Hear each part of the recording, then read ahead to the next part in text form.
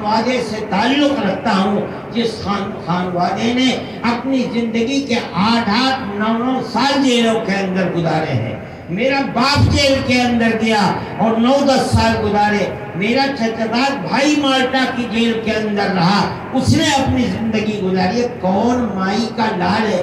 آج کوئی اپنی تاریخ کو تو پیش کر دے, انہوں نے کیا پھلی پھوڑی ہے ملک کی آزادی کے لیے. یہ کیا کوئی ملک کی وفاداری تھوڑی ہے کہ ترنگا جھنڈے لے کر کے 1,00,000 2 لاکھ کروڑ 2 کروڑ تقسیم کرا دو, یہ ملک کے ہیرو بن گئے. نہیں, یہ بات نہیں ہے. حکومت ہماری قائم نہیں ہو سکتی. تاریخ کو پڑھیے. میرٹھ کے اندر جن 151 لوگوں کو تختہ دار پر چڑھا کر پھانسی دی گئی ہے, ان میں اکثریت علماء کی تھی. کو معلوم نہیں کہ کیا علماء کا کردار تھا, تمہارے آباء و اجداد کا کیا کردار تھا, تمہیں خود پتہ نہیں ہے. یہ جو قرب و جواد کے دیوبند میں بھلاس اور سانپلا یہ جو گاؤں ہیں, ان گاؤں والوں کو ان میں سب میں آگ لگا دی گئی تھی. اس وقت تک یہاں مکان پختہ تھوڑے ہوتے تھے دیہاتوں کے اندر, پھوس کے مکانات ہوا. ان سب کو غدار وطن سمجھا گیا. کیوں؟ علماء کے ساتھ تھے. اور کون علماء؟ جن ریت کی جڑ کھودنا چاہتے تھے اور ملک کو آزاد کرنا چاہتے تھے. یہ ہمارے علماء کا کردار ہے. آج ملک آزاد ہوا, آج کے دن کی آزادی ہے. لوگ جیالوں کو یاد کرتے ہیں جنہوں نے ملک کی آزادی کے لیے قربانی دیا. ہمیں بھی اس کا حق پہنچتا ہے کہ ہم یاد کریں. ہمیں یاد کرنا چاہیے. ہم سال بھر اس چیز کو نہیں کرتے, حالانکہ ان کی یہ قیمتی تاریخ ملک کے نصاب تعلیم کے اندر ہونی چاہیے. لیکن یہ ہماری بدقسمتی ہے کہ ان کو اس طرح بھلا دیا گیا کہ ہم آج اگر ان کو یاد بھی کرتے ہیں تو ایک اچنبھا معلوم ہوتا ہے, حالانکہ وہ ایک ایسی حقیقت ہے جو ناقابل انکار ہے.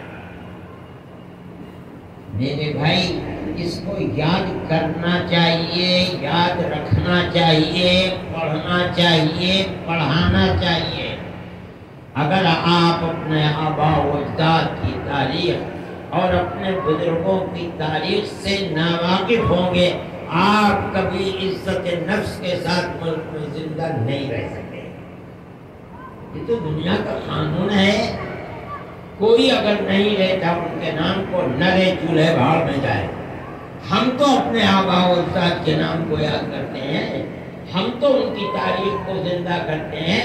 ہم تو کہتے ہیں کہ ملک کی آزادی کا سہرا انہی کے سر کے اوپر ہے, اس لیے کہ سب سے پہلی آواز اٹھانے والے آزادی وطن کے وہی لوگ تھے. میرے بھائی, اس بات کو سمجھنا چاہیے کس طریقے پر انہوں نے قربانی دی ہے. میں ایک بات ہے جو پہلے مجھے کہنی چاہیے تھی.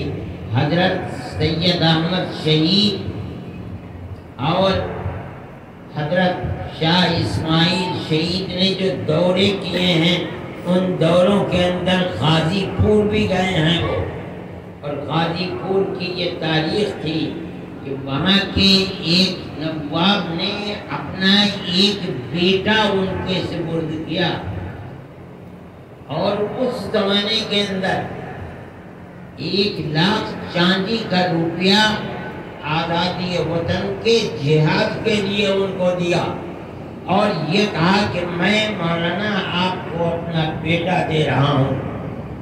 اور میرے دل میں تمنا یہ ہے کہ جس طرح حضرت ابراہیم علیہ نبینا علیہ الصلوۃ والتسلیم نے اپنے بیٹے کی گردن پر چھری چلائی تھی, اسی طرح آزادی وطن کے لیے میرے اس بیٹے کی گردن پر چھری. اور حضرت شاہ صاحب اس کو لے کر گئے ہیں, اور سرحد کے اندر غازی پور کے جن 6 آدمیوں کی شہادت کا ذکر آتا ہے, اس میں ان کا وہ بچہ بھی ہے. کون مائی کا لال ہے جو اپنی تاریخ کو اس طرح بیان کر دے گا؟ یہ ہمارے بزرگوں کی تاریخ ہے ملک کی آزادی کے لیے. میرے بھائی, اس چیز کو پڑھنا چاہیے، سمجھنا چاہیے۔ میں تو حضرت محترم صاحب سے کہتا ہوں اس تاریخ کو مرتب کرانا چاہیے اور مدارس کے نصاب تعلیم کے اندر اس کو داخل کرنا چاہیے، تاکہ ہماری قوم، ہماری آنے والی نسلیں اپنے پوروجوں کی اس قربانی بھری زندگی کو جاننے اور پہچاننے والی ہوں، انہیں یہ پتہ چلے کہ انہوں نے اس ملک کی آزادی کے لیے کیا کیا ہے۔ میرے بھائی، یہ ہماری ایک تاریخ ہے۔ پھر حضرت گنگوہی رحمت اللہ علیہ، میں نے کہا کہ وہ جیل میں چلے گئے۔ حضرت حاجی صاحب رحمت اللہ علیہ بوڑھے آدمی تھے، ان سب شاگردوں نے مل کر حاجی صاحب کو انگریز پیچھے اور حاجی صاحب کو بچاتے کشتی میں سوار کر کے ان کو ہندوستان سے مکہ معظمہ کے لیے ہجرت کرا دی۔ حضرت گنگوہی رحمت اللہ علیہ ملک کے اندر ان کے ہفتے چڑھ گئے، وہ جیل چلے گئے۔ حضرت نانوتوی رحمت اللہ علیہ یہیں رہے، لیکن ان کی گرفت کے اندر نہیں آ سکے، یہاں تک کہ 3 سال گزر گئے اور 3 سال کے بعد عام معافی کا اعلان ہو گیا، ان کو جیل سے باہر کیا گیا۔ حضرت نانوتوی رحمت اللہ علیہ آزاد، اور وہ علماء جنہوں نے ان کے ساتھ 1857 کی جہاد کو برپا کیا تھا، وہ سب آزاد ہو گئے۔ تو اب بیٹھ کر دیکھا، دل میں جو آگ لگی ہوئی تھی آزادی وطن کی، وہ بجھی نہیں۔ سوچا کہ پھر تیسری جہاد آزادی وطن کے لیے مجاہدین کو جمع کیا جائے، لیکن جب نظر ڈالی تو عام طریقے پر علماء کو مجاہدین آزادی کے ساتھ مشابہت کی بنیاد پر عام طریقے پر قتل کیا گیا۔ تو اب مجاہدین آزادی ختم ہو گئے، نہیں تھے۔ کن کو جمع کیا جاتا؟ تیسرے جہاد کے لیے کن کو لا کر کفن بردوش کھڑا کیا جاتا؟ وہ تو لوگ ختم ہو گئے۔ تب دیکھیے ان لوگوں نے جمع ہو کر کے، یہ وہ لوگ تھے جو فقیر تھے، دولت مند نہیں تھے، مدرسوں کے پڑھے ہوئے تھے۔ ان لوگوں نے مجاہدین کو تیار کرنے کے لیے 1857 کے 9 سال کے بعد، آزادی کے 5 سال کے بعد، جب آزادی یعنی معافی کا اعلان ہو گیا، اس کے 5 سال کے بعد دارالعلوم دیوبند کی سن 1866 میں بنیاد رکھی۔ حضرت شیخ الہند رحمت اللہ علیہ فرمایا کرتے تھے کہ میں جانتا ہوں کہ استاد محترم یعنی حضرت نانوتوی رحمت اللہ علیہ نے دارالعلوم کی بنیاد کس لیے رکھی تھی۔ کیا مطلب ہے؟ اشارہ تھا کہ بنیاد رکھی تھی اس لیے کہ جہاد آزادی وطن کے لیے 2 جہادوں کے اندر 31 اور 57 میں مجاہدین ختم ہو چکے۔ اب ضرورت ہے کسی ایسے کارخانے کی جہاں مجاہدین آزادی کو پیدا کیا جائے، اس کے لیے دارالعلوم دیوبند تھا۔ نہیں جانتے اس تاریخ کو، چنانچہ دارالعلوم دیوبند کی بنیاد رکھ دی گئی۔ اللہ نے قبولیت عطا فرمائی، اور وہ قبولیت کس بنیاد کے اوپر؟ یہ تو غریب لوگ تھے، فقیر لوگ تھے۔ قبولیت کی بنیاد یہ ہے کہ اگر آپ دارالعلوم کی بالکل ابتدائی رودادیں جو محافظ خانے میں رکھی ہوئی ہیں، جو دارالعلوم کا بڑا قیمتی کروڑوں کا سرمایہ ہے، اگر آپ ان رودادوں کو پڑھیں تو آپ کو یہ اندازہ ہوگا کہ جب سے دارالعلوم کھلا جس سال سے، ایسا معلوم ہوتا ہے کہ کسی اللہ کے بندے نے ساری دنیا کے کاموں میں ڈالا ہے کہ مرکز وہ سمرقند، بخارا، تاشقند، خراسان، ایران اور ہندوستان کے چپے چپے سے لوگ جمع ہو کر کے دارالعلوم کی طرف کشا کشا آنے لگے۔ کوئی اعلان نہیں کیا گیا تھا، اس زمانے کے اندر ٹیلی فون نہیں تھے، ریڈیو نہیں تھے، ٹیلی ویژن نہیں تھے، مگر یہ خدائی آواز تھی، جس آواز کی بنیاد پر طالبین حق اور جہاد کے لیے اپنی جان دینے والے لوگ، کون سا جہاد، ہندوستان کی آزادی کے جہاد کے لیے ہر جگہ سے آنے لگے اور آ کر کے سمٹنے لگے۔ دارالعلوم ایک مرکز بن گیا، اور چلا کون رہا ہے؟ انگریز نہیں چلا رہا ہے۔ انگریز کو یہ دعویٰ تھا کہ ہماری حکومت کے اندر سورج غروب نہیں کرتا۔ یہ تو فقیر لوگ تھے، ان کی کیا حکومت تھی؟ مگر اللہ نے ان کی حکومت اپنے خاص بندوں کے دلوں کے اندر پیدا کی تھی۔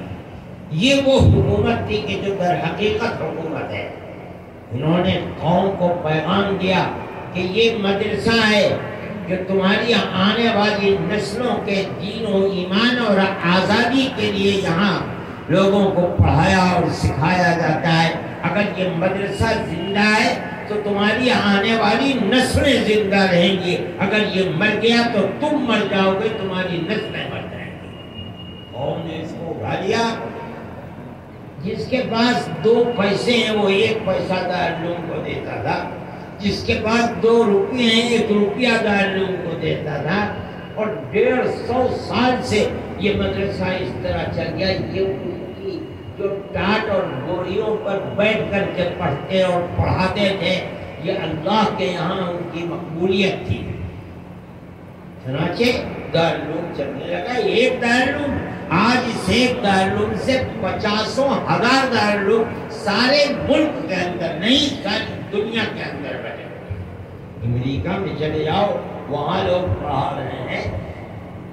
ادھر چلے جاؤ، آسٹریلیا میں چلے جاؤ، سوئٹزرلینڈ کے اندر چلے جاؤ، اور آگے ادھر شمال کے اندر چلے جاؤ، بخارا، سمرقند، تاشقند کے اندر چلے جاؤ، ادھر ترکی کے اندر چلے جاؤ۔ ابھی میں آ رہا تھا تو میرے پاس فون آیا کہ دارالعلوم کا فاضل ترکی سے آیا ہے۔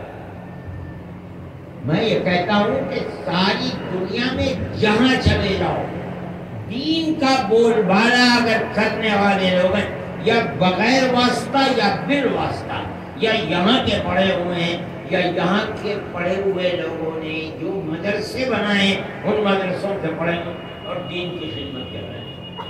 میں افریقہ کی ان جگہوں کے اوپر جہاں آدمی جانور کی طرح رہتا ہے، ان جگہوں پر گیا، اور میں نے بچوں کا قرآن ایسا کہ میرے بچے ایسا قرآن نہیں پڑھتے۔ بھائی کہاں سے پڑھ کر کے آئے ہو؟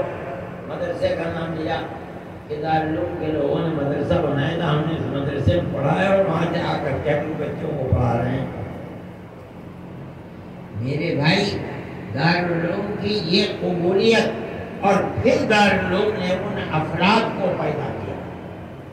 حضرت شیخ الہند رحمۃ اللہ علیہ، استاد محترم حضرت نانوتوی رحمۃ اللہ علیہ نے جس مقصد کے لیے مدرسے کو بنایا تھا، سب سے بہترین فرد اکمل جو پیدا ہوا ہے وہ شیخ الہند رحمۃ اللہ علیہ، مولانا محمود حسن صاحب دیوبندی رحمۃ اللہ علیہ۔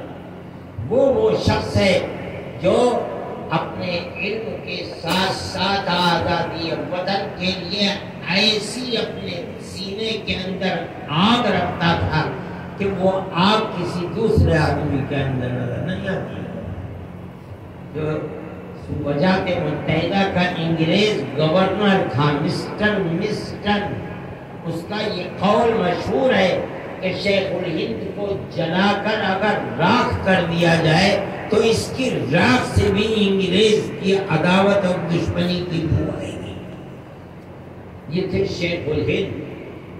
شیخ الہند نے اٹھ کر کے بغل بجانا شروع کر دیا آزادی وطن کا، اور اپنے ان شاگردوں کو جنہیں یہاں تیار کیا تھا انہوں نے ان کو اپنی آواز کا شریک بنایا، اپنا درد ان کے دلوں کے اندر تقسیم کر دیا اور ان کو لے کر کے میدان کے اندر نکل گئے۔ جب انہوں نے یہ محسوس کیا کہ اب میرا آنا اور نکلنا، انگریز کی مخالفت کرنا دارالعلوم کے لیے نقصان دہ ہو سکتا ہے، تو اس مرد مومن نے دارالعلوم سے علیحدگی اختیار کی، اپنے شاگردوں کے سپرد کیا اور باہر نکل کر میدان میں جا خروشی کی صورت کے اندر آ گئے۔ کون ہے جو تاریخ بتائے؟ کوئی دعویٰ کر سکتا ہے؟ شیخ الہند تنہا وہ آدمی ہے جس نے اپنی زندگی کے اندر انگریز کی حکومت کے خلاف آزاد حکومت قائم کی ہے۔ لوگ دعوے تو بڑے بڑے حلق سوچ جاتے ہیں کرنے والے، بتائیں کہ کہاں انگریز کی گورنمنٹ کے خلاف آزاد حکومت کس نے قائم کی ہے؟ شیخ الہند نے قائم کی۔ اپنے شاگرد عبید اللہ سندھی کو افغانستان بھیجا۔ افغان قوم کے خصوصیات سے واقف تھے، افغان علماء ان کے شاگرد تھے، وہ یہ جانتے تھے کہ یہ مسلمان قوم ایسی ہے کہ جو ایسی سرفروش قوم ہے کہ یہ کبھی کسی دوسرے کی حکومت کو قبول نہیں کر سکتی۔ آج بھی یہی صورتحال ہے۔ انہوں نے مولانا عبید اللہ سندھی کو افغانستان بھیجا، افغانستان بھیج کر انہوں نے وہاں آزاد حکومت قائم کی، اور کان کھول کر لوگ سنیں کہ انہوں نے اس آزاد حکومت کا جو صدر بنایا وہ مسلمان نہیں، راجہ مہندر سنگھ پرتاپ کو صدر بنایا اس کا۔ وہ لوگ ایسے نہیں تھے کہ ان کے دل کے اندر فرقہ پرستی ہو۔ وہ اس ملک کے عوام چاہے وہ کسی بھی مذہب سے تعلق رکھتے ہوں، ان لوگوں کو اپنے سینے سے لگایا کرتے ہیں۔ اور مولانا برکت اللہ، پھر اس کے بعد مولانا عبید اللہ سندھی وزیر خارجہ بنے، یہ وہ لوگ تھے کہ جنہوں نے ملک کی آزادی کے لیے کون ہے مائی کلال جو بتائے کہ اس نے انگریز کی حکومت کے خلاف ملک کو آزاد کرنے کے لیے کہیں ملک کے دنیا کی کسی کونے میں آزاد حکومت قائم کی ہو؟ اور پھر یہی نہیں کہ آزاد حکومت قائم کر کے چھوڑ دیا، بلکہ یہاں سے گئے، دارالعلوم کو چھوڑ دیا اور یہاں سے گئے حج کے نام کے اوپر۔ مقصد یہ نہیں تھا، مقصد یہ تھا کہ وہاں پہنچ کر کے اور ہم اس راستے سے خود افغانستان پہنچ جائیں اور اس حکومت کو زندہ بنائیں، اور اس راستے سے ہم صوبہ سرحد جس کو ہم نے میدان جنگ بنایا ہے ہم وہاں پہنچیں۔ ان لوگوں کی طرف سے یہ شکوہ آتا تھا کہ ہم لڑتے ہیں، ہمارے پاس گولہ بارود ختم ہو جاتا ہے، پھر ہم پیچھے ہٹ جاتے ہیں، تیاری کرتے ہیں، پھر گولہ بارود اپنے ہاتھ سے بنا کر رکھتے ہیں، مرتے ہیں اور مارتے ہیں۔ ہمیں ضرورت ہے اس بات کی کہ دنیا کا کوئی ملک ہمیں گولہ بارود مہیا کرے تو ہم انگریز کو شکست دے دیں گے۔ حضرت شیخ الہند رحمۃ اللہ علیہ اسی لیے گئے تھے۔ اس زمانے میں وہاں حکومت ٹرکی کی حکومت تھی، جو وہاں کے وزیر اعظم تھے ان سے ملاقات کی اور یہ بات کہی اور یہ کہا کہ میں یہ چاہتا ہوں کہ آپ مجھے یہاں سے کسی طرح افغانستان کا راستہ صاف کرا دیں اور بھیج دیں، مگر انہوں نے معذرت کی کہ انگریز کی حکومت اب راستوں میں جگہ جگہ ہے، ہم اگر چاہیں گے بھی بھیجنا تو آپ نہیں جا سکتے۔ اسی درمیان میں انگریز کا آدمی مولانا کے ساتھ قدم قدم کے اوپر ہے، اور شیخ الہند رحمۃ اللہ علیہ کے اپنی زندگی کے نشیب و فرات اور جو وہ چاہتے ہیں اور کرتے ہیں ہر چیز انگریز تک پہنچ رہی ہے، یہاں تک کہ عالمی جنگ کا تنازع شروع ہو گیا اور مولانا طائف کے اندر اپنے ساتھیوں کے ساتھ تھے، اور طائف ہی سے شریف مکہ کا زمانہ تھا گرفتار کرا دیا گیا، انگریز کے حوالے کر دیا گیا۔ اس کے بعد انگریز نے ان کو پہلے مصر بھیجا، وہاں بھی اس کی حکومت تھی، اور وہاں چند روز رکھ کر ان کے شاگرد اور ان سے الگ الگ بیانات لیے، اور بیانات لے کر کے پھر ان کو سب کو مالٹا جیل بھیج دیا۔ یہ تمہاری تاریخ ہے، ہمارے بزرگوں کی تاریخ ہے۔ حضرت مولانا وہاں بھی اپنی زندگی کے جو اصل آگ تھی انگریز کے خلاف وہ بجھی نہیں ہے۔ جب 3 سال 7 مہینے رہے اس قید بامشقت کے اندر، جس کے واقعات بڑے عجیب و غریب ہیں۔ حضرت رحمت اللہ علیہ مجھے سناتے تھے کہ میں نے حضرت شیخ الہند رحمت اللہ علیہ کو کھانے کے لیے کوئی ایسی چیز دی جس کا کھانا وہاں مشکل تھا، اور انگریز نے دیکھ لیا آپ کہاں سے ملی یہ چیز، تو قبل اس کے کہ حضرت شیخ الہند کا میں آگے بڑھا، میں نے کہا میں نے دی ہے۔ میں نے کہا اپنا ہاتھ پھیلا، میں نے ہاتھ پھیلایا، میرے اس ہاتھ کے اوپر اس نے 7 ہنٹر مارے، اور کسی چیز کے اوپر، اسی لیے یہ لوگ تو دیوانے تھے شیخ الہند کے، پتہ نہیں آپ لوگوں کو معلوم ہے یا نہیں، بڑی سردی ہوتی ہے مالٹا کے اندر، اور شیخ الہند رحمت اللہ علیہ کو صبح تہجد میں گرم پانی دینا ان لوگوں کی بہترین چاہت تھی۔ میں نے خود حضرت سے سنا ہے کہ آدھی رات میں ایک لوٹے میں پانی دے کر کے الٹا اس کے اوپر لیٹتا تھا، پیٹ کے نیچے رکھ کر کے، ظاہر نیند کا کیا مسئلہ تھا، اور میں پھر اس کے بعد اٹھتا تھا، سوتا تھا۔ مولانا عزیر گل صاحب دوسرے حضرت کے شاگرد تھے، پھر وہ سوتے رہتے تھے، وہ اٹھتے تھے اور وہ الٹے اس کے اوپر لیٹ جاتے تھے۔ تب صبح کو حضرت شیخ الہند رحمت اللہ علیہ کو نوایا پانی جس میں ٹھنڈک نہیں ہوتی تھی وضو کے لیے دیا جاتا تھا۔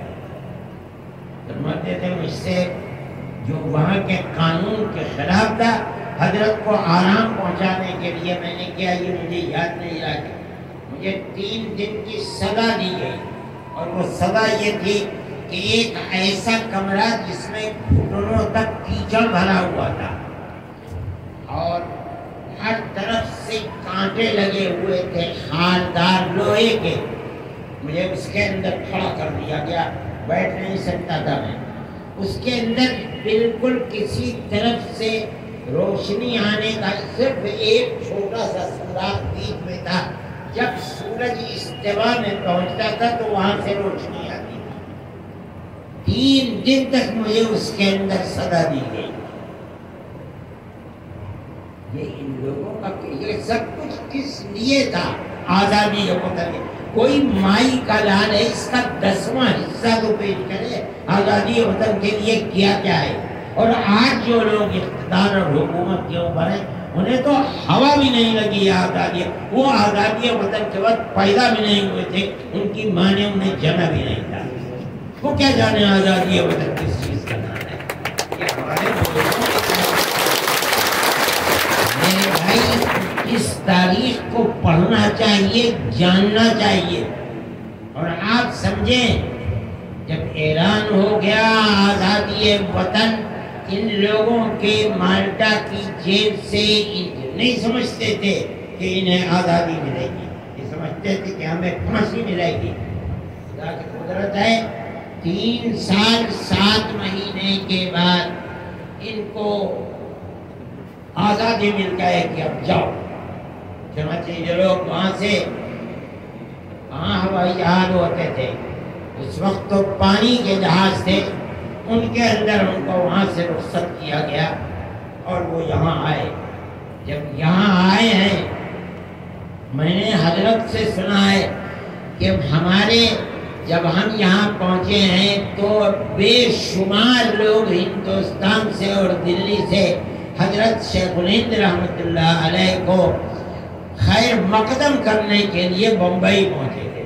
فرماتے تھے ان میں گاندھی جی بھی تھے، اور عورتیں اور بچے جدھر سے قافلہ جاتا تھا حضرت شیخ الہند رحمۃ اللہ علیہ کا کوٹوں کے اوپر چڑھ کر کے بمبئی میں دیکھتے تھے وہ ہے کون شیخ الہند، جو لوگ 3 سال 7 مہینے کی جیل کاٹ کر آئے ہیں۔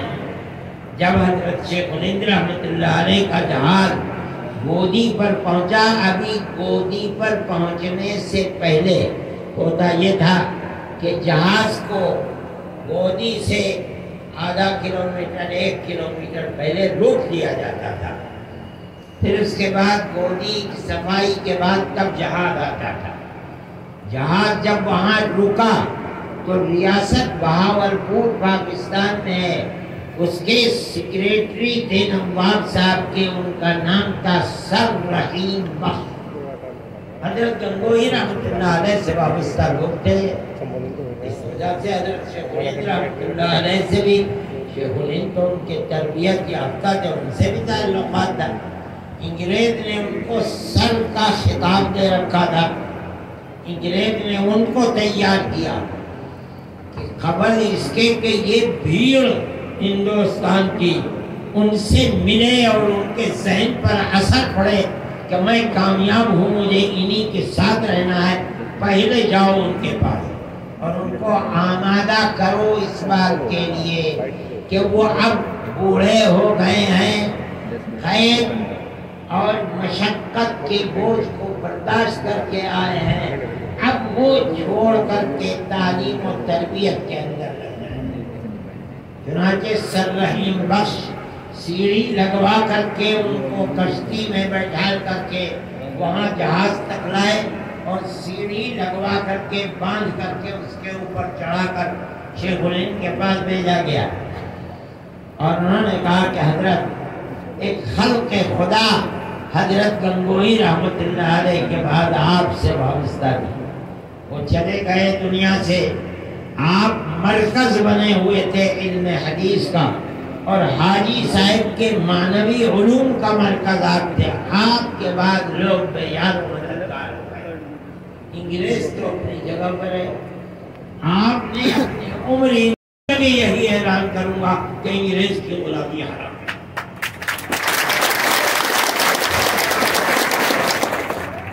یہ تمہارے بزرگوں کی زندگی ہے، یہ تاریخ ہے۔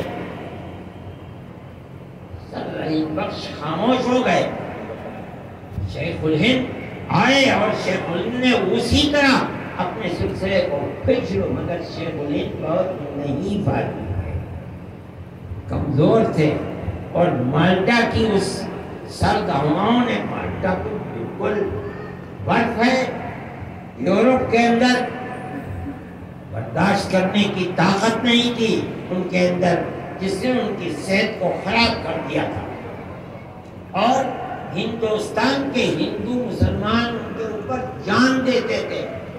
اس زمانے میں مراد آباد ان کی تحریک کا مرکز تھا، چنانچہ مراد آباد گئے۔ میں نے اس زمانے کے لوگوں سے، جب میں مراد آباد میں تھا 40 سال پہلے، جو بوڑھے تھے، میں نے سنا ہے کہ حضرت شیخ الہند رحمۃ اللہ علیہ جب ریل سے اترے ہیں تو ان کے لیے بگی تھی اور اس کے اندر بڑے بڑے بانس لگے ہوئے تھے، اس کے اندر گھوڑے نہیں لگے بلکہ ہزاروں ہندو اور مسلمان اس بگی کو چلا کر کے حضرت شیخ الہند رحمۃ اللہ علیہ کے قیامگاہ تک لے کر کے آئے تھے۔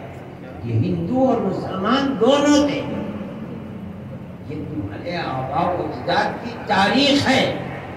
حضرت شیخ الہند رحمۃ اللہ علیہ نے علماء کو جھنجھوڑا ہے، علماء کے اندر روح پھونکی ہے، ان کو آواز لگائی ہے۔ یہ آپ لوگوں کو معلوم نہیں کہ جیسے یہ آواز آنی شروع ہوئی کہ مالٹا کے قیدیوں کی رہائی کا وقت قریب ہے، حضرت شیخ الہند رحمۃ اللہ علیہ آئیں گے تو سوال پیدا ہوتا ہے کہ وہ پلیٹ فارم کہاں ہے جس پر شیخ الہند آ کر کے دوڑیں گے۔ حضرت مفتی اعظم مفتی کفایت اللہ صاحب رحمۃ اللہ علیہ نے سن 20 میں آئے ہیں حضرت شیخ الہند رحمۃ 1920 میں چھوٹا ہے. 1919 کے اندر دلی میں علماء کو لے کر کے بیٹھے اور یہ کہ ایک جماعت ایسی بنانی چاہیے اور ایک ایسا پلیٹ فارم آزادی وطن کا ہونا چاہیے جو علماء کا ہو. چنانچہ بات طے ہو گئی اور ایک جلسہ رکھا گیا امرتسر میں. آج بھی وہ مسجد موجود ہے، خیر المنازل. امرت شاید خیر المنازل ہی نام ہے. میں گیا ہوں ایک مرتبہ اس مسجد کے اندر، جامع مسجد ہے وہاں کے امرتسر کی. اس کے اندر ہی اجتماع طے ہوا کہ ہم سب تقسیم ملک تو ہوئی نہیں تھی. امرتسر کے اندر چنانچہ امرتسر گئے، وہاں لوگ بیٹھے اور بیٹھ کر جمعیت علماء کا قیام کیا. یہ وہ پلیٹ فارم ہے جس پر شیخ الہند رحمۃ اللہ علیہ آ کر کے آزادی وطن کے لیے اپنے شاگردوں کو لے کر کے دوڑے. اس کا عارضی صدر نہیں، عارضی صدر مفتی اعظم مفتی کفایت اللہ صاحب شیخ الہند رحمۃ اللہ علیہ کے شاگرد خاص کو بنایا گیا. پھر حضرت شیخ الہند رحمۃ اللہ علیہ آ گئے تو اس اجلاس کے بعد پہلا اجلاس ہوا دلی کے اندر، جس میں حضرت شیخ الہند رحمۃ اللہ علیہ بحیثیت مستقل صدر کے صدر رہے ہیں اور ان کا خطبہ صدارت ہے. لیکن شیخ الہند رحمۃ اللہ علیہ بیمار ہو چکے تھے اور اس خطبہ صدارت کو پڑھ نہیں سکے. 12 دن کے بعد حضرت شیخ الہند رحمۃ اللہ علیہ کا انتقال ہو گیا. اس خطبہ صدارت میں الفاظ میرے ذہن میں نہیں ہے، لیکن آپ نے اس خطبہ صدارت کے اندر علماء کو جھنجھوڑ کر رکھ دیا.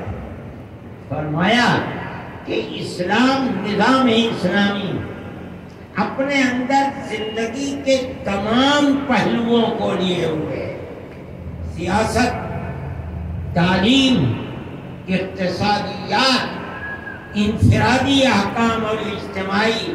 اسلام ایسا ملک ہے جس نے ایسا اسلام ایسا نظام رکھنے والا مذہب ہے جس نے ہر طرف سے انسان کی اجتماعی اور انفرادی زندگی کو اپنے اندر گھیر رکھا ہے.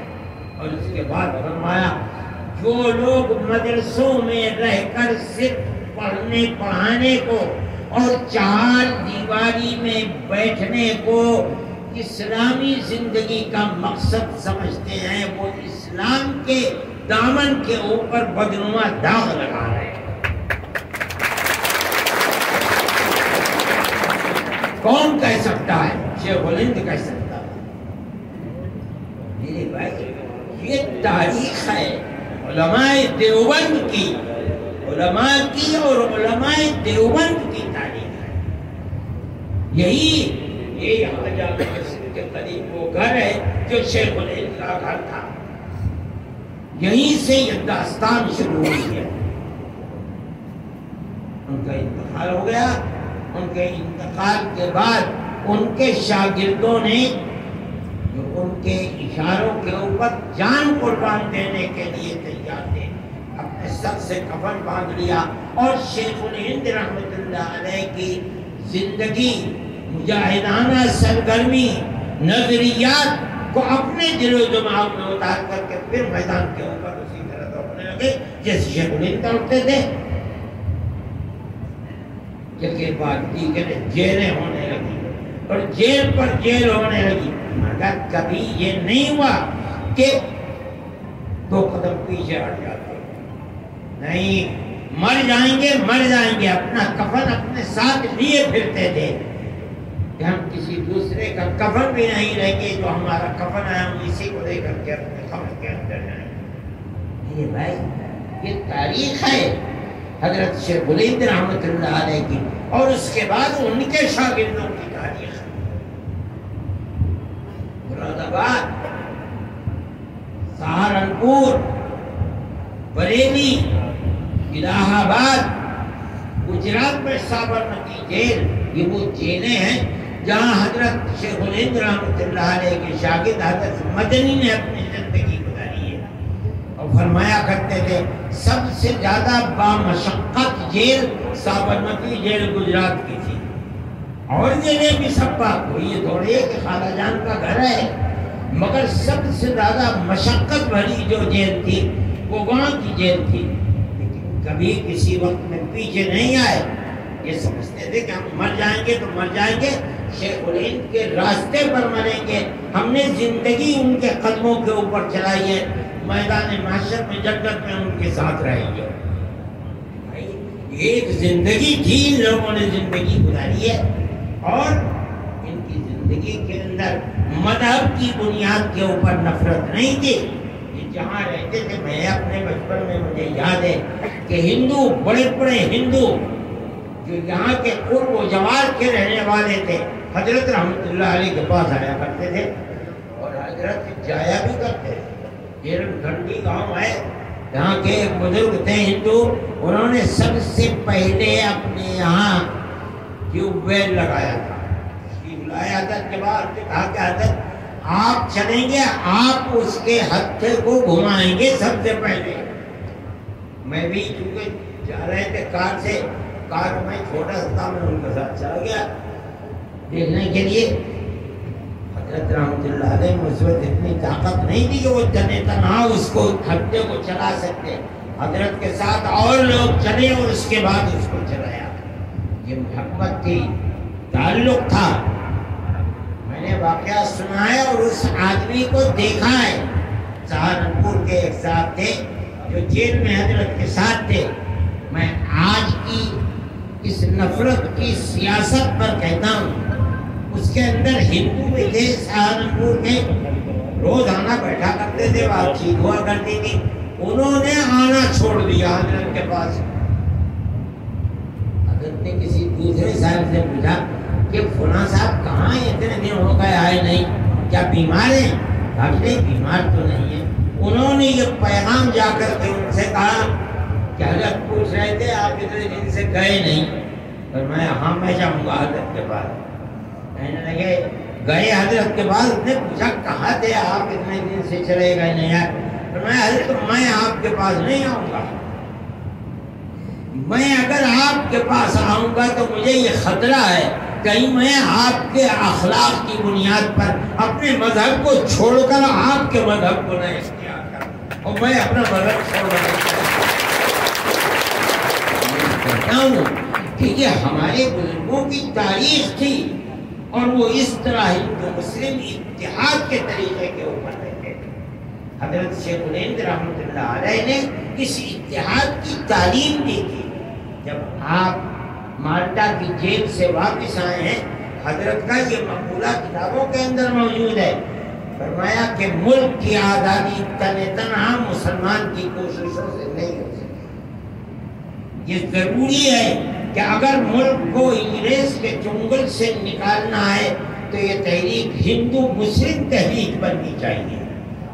اور یہ فرمایا اور اگر خوش قسمتی سے سکھوں کی جنگجو قوم بھی ساتھ آ جائے آزادی وطن کی تحریک میں تو آزادی وطن اور بھی آسان ہوگی۔ حضرت شیخ الہند رحمۃ اللہ علیہ موجود ہیں، اس طریقے کے اوپر ہندو مسلم اتحاد کے ساتھ یہ لوگ آگے بڑھے ہیں اور ملک کو آزاد کرایا ہے۔ یہ تو بدقسمتی کی بات ہے کہ ملک آزاد بھی ہوا اور اس کے بعد تقسیم ہوا۔ میرے بھائی اس تقسیم کی داستان کا کہنے والے لوگ نہیں، لیکن یہ بربادی کا سبب بن گیا پوری قوم کے لیے نہیں، میں کہتا ہوں ہندو مسلمان سب کے لیے۔ نہ یہ ملک اپنی آزادی پر بھائی اقتصادیات میں برباد اور تباہ ہے۔ $1 کی قیمت 250 پاکستانی روپے ہے۔ نہ یہ ملک، لوگ بنگلہ دیشی آئے ہوئے ہیں اور بڑے اچھے سمجھدار لوگ ہیں دلی کے اندر، ان سے بات ہوتی ہے، وہ کہتے ہیں یہ خطرہ ہے کہ کہیں چند ہی مہینوں کے اندر ملک وہاں نہ پہنچ جائے جہاں سری لنکا پہنچا ہوا ہے۔ ہم اپنے اس ملک میں بیٹھے ہوئے ہیں، ہم یہ سمجھ رہے ہیں کہیں آنے والے دلوں کے اندر ہمارا بھی حق نہیں ہے۔ سارے ملک، 3 ملک، اگر یہ تینوں ملک متحد ہوتے تو آج یہ صورت نہ پیش آتی کہ چائنا سر پر کھڑا ہوا اور ہندوستان کے اندر گھس رہا ہے اور ہندوستان کی حکومت کچھ کر نہیں پا رہی ہے، اور اب اس کے بیٹھ کر کے بات چیت کریں۔ کوئی چیزیں چھپی ہوئی تو نہیں ہے، ڈھکی ہوئی تھوڑا ہی ہے۔ اگر وہ طاقت ایک ہوتی تو آج روس اور چین کے ہم پلہ ہندوستان ہوتا، لیکن آج نہیں ہے۔ میرے بھائی، یہ وہ صورت ہے جو ہماری تاریخ ہے، اور ہم یہ سمجھتے ہیں کہ اس تاریخ کا بہت بنیادی پہلو یہ ہے کہ ہندوستان کے اندر ان لوگوں نے مذہب کی بنیاد پر تفریق نہیں بلکہ انسانیت کی بنیاد پر سب کے ہاتھ کو پکڑا ہے اور پکڑ کر آزادی وطن کے لیے لے کر چلے۔ آج وہ قوم جس نے سب سے پہلے آزادی وطن کا نعرہ دیا تھا، آج وہی قوم دیش ورودھی کہی جاتی ہے۔ ان کے جوانوں کو پکڑا جاتا ہے۔ پورے ملک کے اندر تصویر مسلمان کی یہ ہے کہ ملک مخالف ہے۔ اس کی تاریخ کو پڑھو، اس نے کیا کیا ہے؟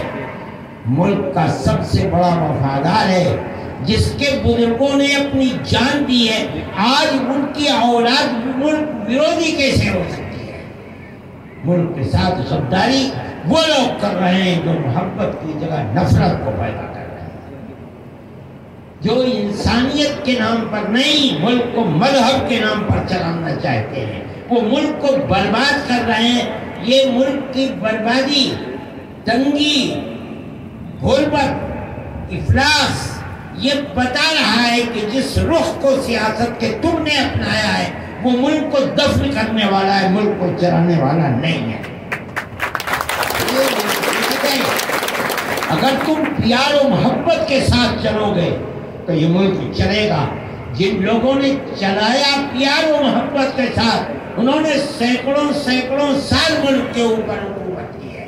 تم نے نفرت کی سیاست چلائی ہے، تم 10 سال بھی ملک کے اندر چین و سکون اور امان کو پیدا نہیں کر۔ مسلمان کی زندگی یہ ہے جو ہم نے پیش کی ہے، جو ہمارے اکابر نے پیش کی ہے، وہ پیار و محبت کی زندگی ہے۔ جو تم پیش کر رہے ہیں وہ نفرت کی سیاست ہے، ملک کی بربادی کی سیاست ہے، امن و امان اور چین و سکون کی سیاست نہیں ہے۔ میرے بھائی، یہ ہماری تاریخ ہے، ملک ہمارا ہے۔ سب سے زیادہ اگر تو دل ہمارا تڑپتا ہے۔ دیکھ ہمارے سامنے ہمارے بزرگوں کی یہ تاریخ ہے جس کو میں پیش کرتا ہوں، اور میں اعلان کہہ رہا ہوں، یہاں حکومت کے لوگ بھی بیٹھے ہیں، وہ جانتے نہیں ہیں جو میری اس بات کی مخالفت کریں۔ تاریخ کو دیکھیں، پڑھیں، سنیں، سمجھیں۔ میں جو کہہ رہا ہوں ایک ایک حرف میرا صحیح ہے، دیکھ کر کہہ رہا ہوں، پڑھ کر کہہ رہا ہوں۔ اس خانوادے سے تعلق رکھتا ہوں جس خانوادے نے اپنی زندگی کے 8 9 سال جیلوں کے اندر گزارے ہیں۔ میرا باپ جیل کے اندر گیا اور 9 10 سال گزارے۔ میرا چچا بھائی مالٹا کی جیل کے اندر رہا، اس نے اپنی زندگی گزاری ہے۔ کون مائی کا لال ہے؟ آج کوئی اپنی تاریخ کو تو پیش کر دے، انہوں نے کیا پھلی پھوڑی ہے ملک کی آزادی کے لیے؟ یہ کیا کوئی ملک کی وفاداری تھوڑی ہے کہ ترنگا جھنڈے لے کر کے 1 2 لاکھ کروڑ 2 کروڑ تقسیم کرا دو، یہ ملک کے ہیرو بن گئے؟ نہیں، یہ بات نہیں ہے۔ یہ بتاؤ کہ آزادی وطن کے لیے کیا پاپڑ بیلے؟ ہم نے پاپڑ بیلے ہیں، ہم جانتے ہیں کہ کسے کہتے ہیں۔ ہم نے برداشت کی ہیں۔ دارالعلوم کا یہ قیام آزادی وطن کے لیے کیا گیا ہے۔ جو آج کا فرقہ پرست اس کوئی مخالفت کرتا ہے وہ پاگل ہے، دیوانہ ہے، وہ جانتا نہیں کہ دارالعلوم کی در و دیوار سے آزادی وطن کے لیے کیا آواز نکل رہی ہے۔ میرے بھائی، یہ ہماری تاریخ ہے۔ میں اس تاریخ کو آپ کے سامنے پیش کرنے کے لیے میں نے یہ سمجھا، میں نہیں پیش کرتا ہوں تو محسن صاحب نے مجھے مجبور کیا، کہا کہ نہیں اس کو کرو، اس کو کہو میں نے یہ بات کہی ہے اور میں کہہ رہا ہوں، مجھے فخر ہے، یہ فخر ہے کہ تو آج آپ آزادی وطن کے لیے آواز نہ اٹھاتے، اور اگر آپ نے آواز اٹھاتی ہے اٹھائیے، تو جس طرح آپ کو یہ حق ہے کہ آپ آزادی وطن کے اپنے سورماؤں کا ذکر، مجھے یہ حق ہے کہ میں اپنے سورماؤں کا ذکر کروں، اور میں یہ سمجھتا ہوں کہ انہوں نے جس زندگی کو پیش کیا ہے آپ اس زندگی کی تصویر کو پیش نہیں کر سکتے۔ میرے بھائی وقت بھی کافی ہو چکا ہے، 1 گھنٹے سے زیادہ ہو چکا ہے۔ میں نے جس بات میں آپ سے کہتا ہوں کہ آپ محترم صاحب سے بھی کہتا ہوں کہ آپ اس تاریخ کو لکھوائیے، اور لکھوا کر کے بہت اچھے آدمی موجود ہیں، علماء دیوبند کی تاریخ ہونی چاہیے، یہ نہیں کہ اس تاریخ کو ایک کچوبر بنا دیا جائے اور وہ طرح طرح کے لوگ۔ یہ بتائیے کہ حضرت نانوتوی، حضرت گنگوئی، پیر ضامن علی شہید، ان کا کیا کردار ہے؟ پھر اس کے بعد حضرت نانوتوی اور حضرت گنگوئی رحمۃ اللہ علیہ کے تربیت یافتہ مجاہد آزادی دارالعلوم کا سب سے پہلا ثبوت حضرت شیخ الہند، جنہوں نے حضرت گنگوئی اور حضرت نانوتوی رحمۃ اللہ علیہ سے کتابی علوم، قرآن و حدیث، اور اس کے ساتھ ساتھ باطنی علوم، اور اس کے ساتھ ساتھ آزادی وطن کے لیے کیا سیکھا اور کیا لے کر آئے، انہوں نے پھر کیا کیا اور کیسے کیسے شاگرد پیدا کیے، اور ان شاگردوں نے ملک کو آزاد کرایا، اور ان کی کیا تصویر تھی۔ یہ ایک ایسی چیز ہے کہ اس کو مدون ہونا چاہیے، اور جو آپ کے اور ہمارے ہزاروں ہزار مدرسے ہیں ان مدرسوں کے اندر پڑھایا جانا چاہیے، اور لوگوں کو بتایا جانا چاہیے کہ ان کے آباء و اجداد کا ملک کے بنانے کے اندر، اور انگریز کی مخالفت کے اندر، اور انگریز کو ملک سے ملک بدل کرنے کے اندر، ذلیل و خوار کر کے بھگانے کے اندر کیا کردار رہا ہے۔ جب تک یہ کردار اس نسل کے سامنے نہیں آئے گا، یہ نسل اپنے حق کو اس ملک کے اوپر نہیں سمجھ پائے گی۔ یہ تو ایک ایسی حقیقت ہے جس کا انکار نہیں کیا جا سکتا۔ اس کے لیے حضرت محترم صاحب کی سب سے پہلی اور بڑی ذمہ داری ہے افراد کو پیدا کرنا چاہیے۔ کتابوں میں سب موجود ہے، لکھا ہوا ہے، بلکہ افراد بھی ہیں۔ اگر انہیں جمع بلایا جائے گا، بلا کر کے، میں تو بہت دن سے کہہ رہا ہوں کہ کرو، مگر میری بات اب تک ہر چیز کا اللہ کے یہاں وقت ہوتا ہے، ابھی اس کا وقت نہیں آیا ہے، میں کامیاب نہیں ہو سکا اس کے اندر۔ حضرت محترم صاحب اگر دارالعلوم کی طرف سے کہیں گے تو میں یہ سمجھتا ہوں کہ اس کے لیے افراد میں بتاؤں گا ان کو مہیا ہو سکتے ہیں۔ یہ بہت اچھی چیز ہوگی اگر دارالعلوم اس چیز کو کرتا ہے، تو اپنے اکابر کی تاریخ زندہ و جاوید ہو جائے گی۔ ہم اگر مر جائیں گے تو ہو سکتا ہے ہمارے بعد ایسے لوگ نہ آئیں جو پھر اس کا ارادہ کر سکیں، ہماری زندگی میں ہو جائے تو بہت اچھا ہے۔ میرے بھائی یہ ہماری تاریخ ہے، حقیقت یہ ہے، میں یہ سمجھتا ہوں ہر شخص کو حق حاصل ہے، لیکن مسلمان کو آج کے اس دن اپنے اکابر اور پوروجوں کی تاریخ، قربانی بھری تاریخ، جس قربانی بھری تاریخ کو بھلا دیا گیا، میں اگر کہوں کہ مٹا دیا گیا، تو میں اس کے اندر حق بجانے رہا ہوں۔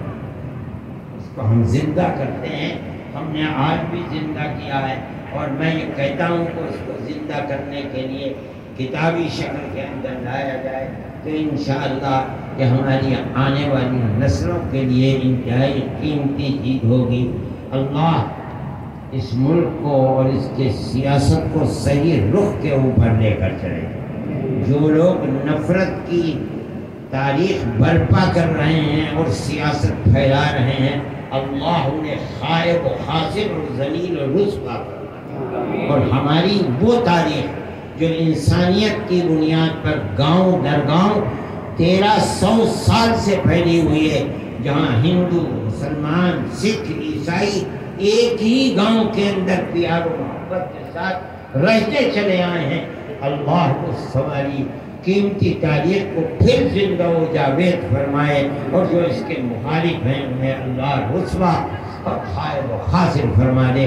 ہمارے ملک کو پیار و محبت کا گہوارہ جس طرح وہ تھا اس طرح بنائے، آباد رکھے، شرور و فتن سے محفوظ فرمائے، سب کے دلوں کے اندر انسانیت کی بنیاد پر پیار و محبت کو پیدا فرمائے، اور ملک کی سیاست کو اس رخ پر چلائے جو ملک کی آزادی سے پہلے ہندو اور مسلمان سب کے دلوں کی دھڑکن تھی اور آواز تھی، تاکہ یہ ملک ترقی کر سکے۔ وآخر دعوانا ان الحمد للہ رب العالمین۔